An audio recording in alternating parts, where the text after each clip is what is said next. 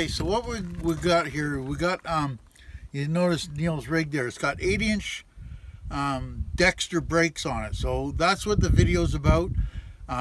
It's really hard to show you how to adjust them, but you can get the gist of it. And I took all the brakes all apart, took them and looked at them and put them in and adjust the wheel bearings. So just watch the video, and if you have any questions, put them down below.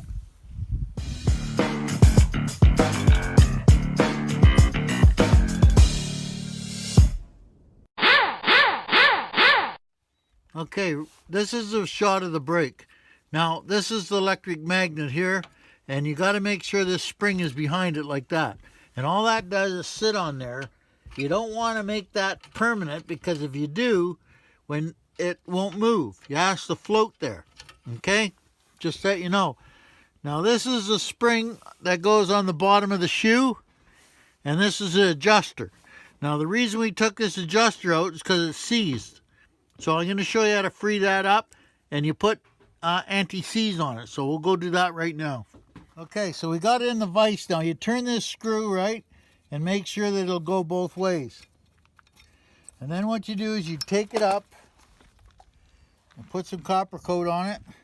You can never get too much copper coat on it, just remember that. And you put copper coat on. Now everybody's going to say it'll back off and fall. It won't, because that spring I showed you touches that, so it won't do that. So you just free them up, put copper coat on them, put them back in. Okay, now this one here, you can't turn it. So what you do is you take the propane torch and you heat it up.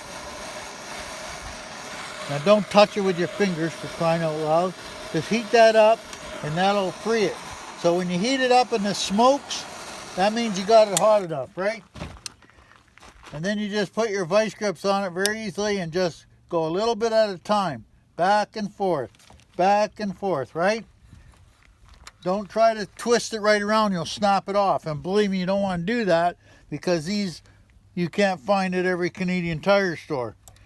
So that's what you do. Just get it all freed up, make sure it's all freed up, and then put copper coat on like I showed you on the last one.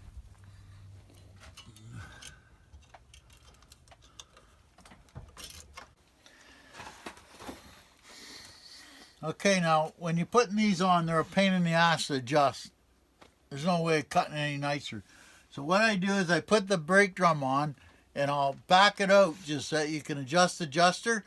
Now if you adjust the brakes up the way I'm going to show you, it'll probably last a couple years because you don't use them that much, right?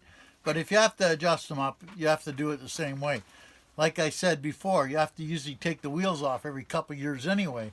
So if you do it every couple of years, you usually kill a whole bunch of birds with one stone, right?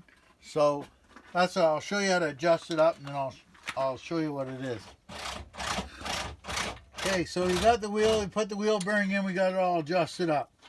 So now what we do is we put this wheel nut on. If we ever get it started. Now what we usually do is, you notice, a lot of people notice why I turn it backwards, because that lines it up. Like I told you before, up until it's snug, not tight, snug, right? And then back off to the next hole. Put the cotter pin in. Now in the cotter pin you'll see there's a long and a flat side, a short side. The short side goes in. And I'll show you why, right?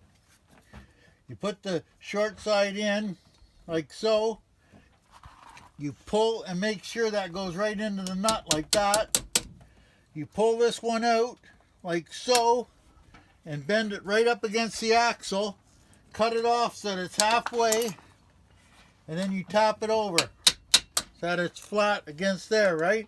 And this one here, you cut off with the nut so that it's flat, so that no way this can come out and it can't catch the hub or nothing, right? So that's why you do it that way.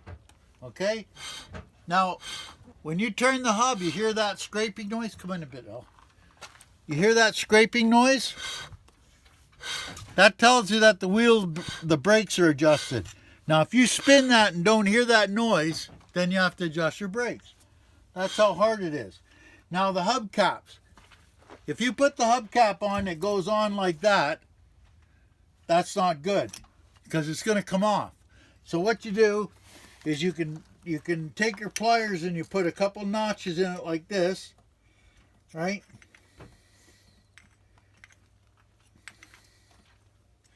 And then it won't go in, it'll go in a little harder, right? See? Or you can put some silicone on it around the edge, right? And just tap that in like that. Now that, it's got to go in that snug. If it doesn't go in that snug, it probably won't stay in. If you're really worried about it and you think it'll go, just take it off. See, that's in there pretty good. Take it off and put a little bit of silicone around the edge. And like I always say, Bob's your uncle. That's how you do. You have to hear that scraping. Okay, so that's a video on the brakes. I know the only reason I put them up is because I'm not sure if you can find these on YouTube or not. They're very hard to find. They're 8-inch Dexter. These very important thing is when you're working on these Dexter brakes is that if you put magnets in it and brake shoes and adjuster kit, just buy the whole backing plate. You can buy the whole backing plate for about 50 bucks. 4 bolts, take it off, put it back on, done.